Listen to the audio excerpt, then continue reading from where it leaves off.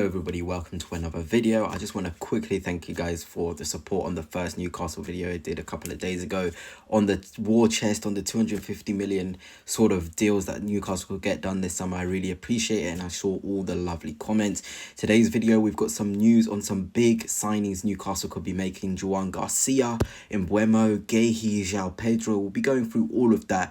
Also talking about Paul Mitchell, who has departed the club. But before I begin, if you are new here, please hit the subscribe and like as well. It'll be very, very much appreciated. But let's start with Paul Mitchell. And he obviously has left, and there's been a lot of things coming up. Craig Hope is a very, very good source for Newcastle United news. Just have a listen to what he said about Paul Mitchell. He said, Mitchell spoke about his work ethic first in, last out. When one staff member later remarked, haven't seen you in a while, it did not go down well. But by then, many had given up on having a relationship with Mitchell. Some felt he never knew their names. It is claimed he would often use phrases, I don't care who I upset. His departure will not be mourned by majority at the club. So it seems like he was just a massive banana. I'm sorry, but the way he's been described, it's not even just with sort of colleagues.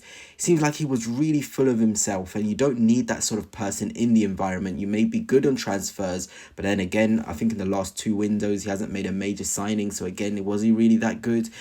He needed to go. And there was also this about Eddie Howe and Paul Mitchell did not get on at Newcastle. Early indications were not good, as some quickly suspected he wanted his own manager at the expense of Howe. Players spoke of Mauricio Pochettino, who Mitchell worked with at Tottenham, being that man, not that they welcomed the thought of it. So it seems as though he just always wanted Howe out. And obviously Howe is bigger than Mitchell, I'm sorry, but the job he's done as manager of Newcastle United, he deserves the credit. He deserves to be able to make decisions in the transfer window.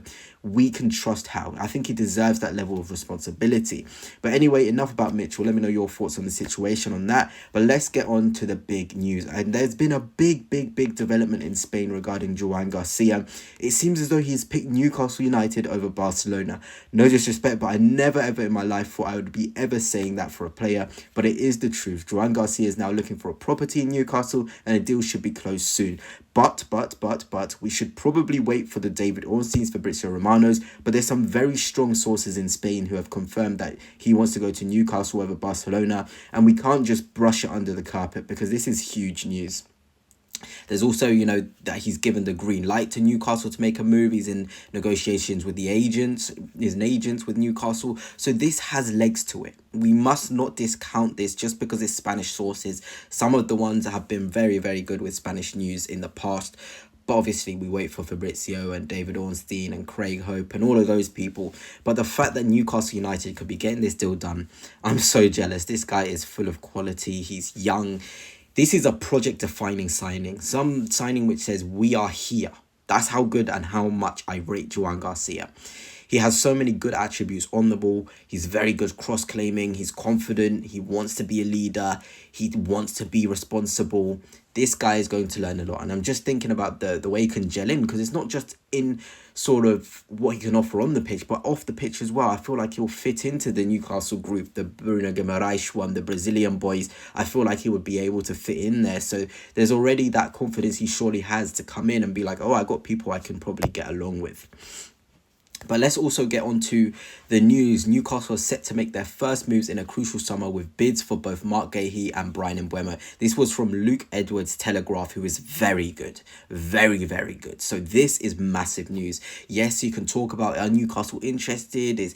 Are they really going to make a move forward? This shows that Newcastle want to do it. But I do have a question for you Newcastle fans, because I've seen the comments. You guys really do not like Marc Guehi. Please fill me in. What happened with Marc Guehi? Did he mess you guys around last summer? But I just see a quality player who will elevate the project. And I know he probably, what it seems by what you guys are saying, he messed you around last summer. But this is the sort of player where you can kind of brush that under the carpet because he's so good. I don't want to say anyone is bigger than the club, but if he wants to come now, you get it done, and you kind of have to forget that he was like that and put it as something that is out of character, because he seems like a massive leader, somebody who wouldn't want to just mess people around. Maybe it was Crystal Palace who was messing you guys around, but anyway, Marc Guehi is a top player. And Bryan Mbuemo, it seems as though Eddie Howe was pushing this, and sort of Paul Mitchell wanted dibbling or something like that, but Eddie Howe knows his stuff. So him getting Bryan Mbuemo would be an outrageous move, defining move. That would be massive. If Newcastle United got this deal done, fantastic. Guehi and Mbuemo would be a fantastic start to the summer. With Joan Garcia, wow.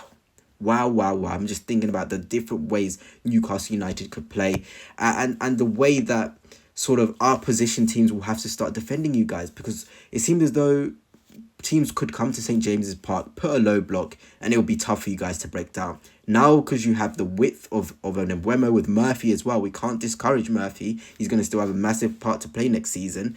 You've also got Guehi. There's been some silly goals Newcastle United have conceded by not having enough central pace in the defensive partnership.